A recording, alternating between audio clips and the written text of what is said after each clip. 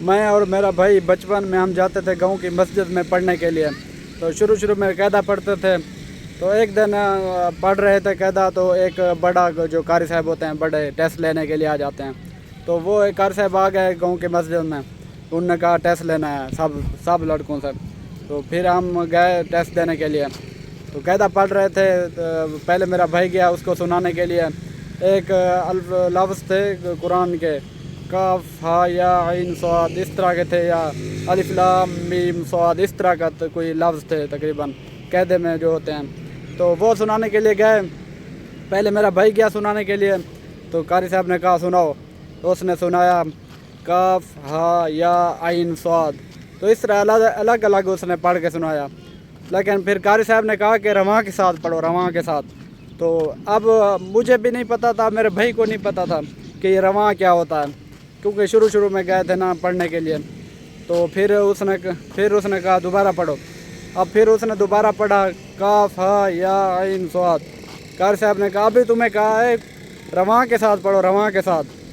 اب پیچھے میں بیٹھا تھا, مجھے ٹینشن ہو رہی تھی, میرے ٹانگیں کانپ رہی تھی کہ اب اس کے بعد میری باری ہے. لیکن مجھے بھی نہیں آتا یہ رواں کیا ہوتا ہے. اچھا, تو پھر اس نے پھر سنایا, پھر اس کو وہی حالت. تو قاری صاحب نے کہا جاؤ تم یاد کر کے آؤ. پھر مجھے کہا کہ آ جاؤ تم سناؤ. تو میں پھر گیا, میں نے بھی ویسے پڑھا جیسے میرا بھائی پڑھ رہا تھا, کاف ہا یا عین صاد. قاری صاحب نے کہا تمہیں بھی وہی بیماری ہے. ابھی میں نے کہا ہے تمہارے بھائی کو کہ رواں کے ساتھ پڑھو, رواں کے ساتھ. اب میں پھر ڈر رہا تھا. قاری صاحب نے کہا کہ رواں کے ساتھ پڑھو, ابھی تمہارے بھائی کو کہا ہے, تم نے سنا نہیں تھا. پھر میں نے وہی پڑھا, پھر ویسے ہی پڑھ دیا. مجھے پتہ نہیں تھا یہ رواں کیا ہوتا ہے. میں نے وہ کھانے والے رواں سمجھے ہوا تھا. میں نے پھر کہا کہ جب دوبارہ سنانے لگا قاری صاحب کو, پھر میں نے کہا رواں اس طرح کہے کہ پھر آگے کہہ دیا کاف ہا یا عین صاد.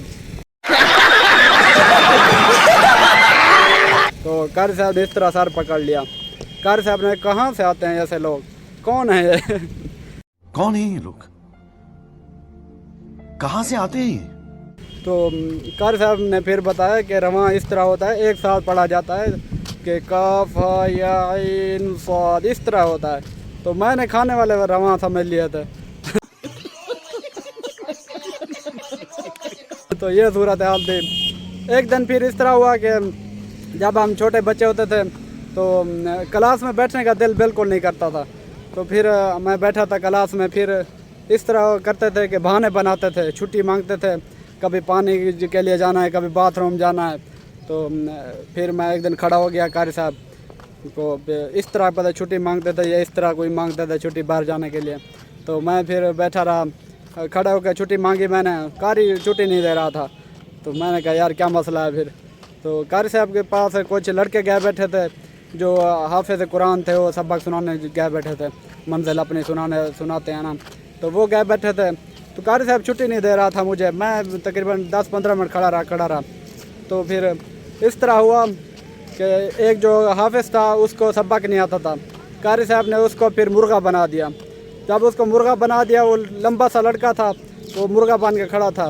میں چھوٹا سا بچہ تھا. تو قاری صاحب نے ایک لڑکے کو, بڑے لڑکے کو کہا کہ میری طرف اشارہ کیا کہ اس کو اٹھا کر لاؤ, اور جو لڑکا مرغا بنا کھڑا ہے اس کے اوپر آ کے بٹھا دو. اب اس نے مجھے اٹھا کر اس لڑکے کے اوپر بٹھا دیا جو مرغا بنا کھڑا تھا. تو وہ لمبا سا لڑکا تھا, ادھر ادھر ہلتا تھا, مجھے بڑے جھولے آتے تھے, مجھے بہت مزہ آ رہا تھا. تو تقریباً 5-10 منٹ قاری صاحب اس کے اوپر مجھے بٹھائے رکھا. تو پھر اگلے دن, اور پھر جب لڑکا جاتا تھا نا قرآن سنانے کے لیے, تو میں بھی کھڑا ہو جاتا تھا چھٹی مانگنے کے لیے.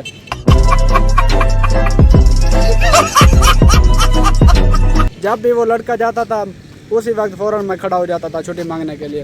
لیکن قاری صاحب نے دوبارہ پھر کبھی نہیں بٹھایا اس کے اوپر. میں نے کہا جب وہ جاتا تھا میں کھڑا ہوتا تھا چھٹی کے لیے, میں نے کہا شاید ابھی اس کو سبق نہیں آئے گا, پھر قاری صاحب مجھے اس کے اوپر بٹھائیں گے. لیکن پھر نہیں بٹھایا قاری صاحب نے.